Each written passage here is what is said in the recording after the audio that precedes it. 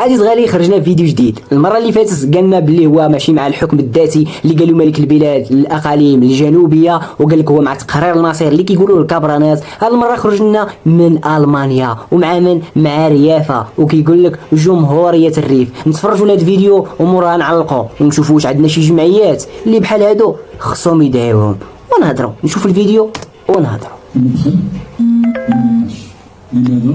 لأن الآن الرأي العام الدولي الجميع يتحدث حول الجنسية، لكن الآن مع ما يقع في العالم ككل أظن أنها فرصة هو بعد هو للنقاش من جديد من أجل أن نصل للكلمة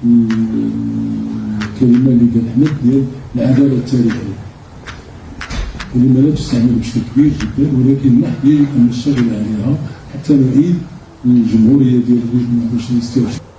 شنو كان اخوتي جمهوريه الريف؟ حيت هاد الناس هادو راه كينساو، كيقولوا الهضره وكينساو. بعد ما دار هاد اللقاء خرجنا بواحد التدوينه قلنا نتوما كتفهموا اللي بغيتوا، انا راه ما قلت حتى حاجه عيب، ولكن انا ما غادي نقول حتى لعبه، كلشي كيبان قدامكم. اول حاجه خرجنا وقال لك هو ضد الحكم الذاتي اللي قالوا ملك البلاد، وقال لك مع هو الحكم ديال تقرير المصير اللي كيقولوه الناس ديال البوليخاريو والجزائر. دابا خرجنا اللعيبه ديال الريف. انا صراحه ما بغيت نقول حتى لعبه، غير هاد الفيديو بغيتكم تبارطاجيوه باش نشوفوا الجمعيات اللي عندنا في هاد البلاد لاش خدامين، لاش دايرينهم، واش غير زواق. حيت كنشوفوا الجمعيات ديال اي بلاد اي واحد كيشوفو كيفوت الحدود الحمراء ديال البلاد كيدعيوه، الا ديالنا كيدعيو اللي بغاو واللي ما بغاوش ما كيشوفوش. حنا بغيناهم نبارطاجيو هذا الفيديو باش يشوفوا ولا يعطيونا علاش هذا السيد ما دعاوش.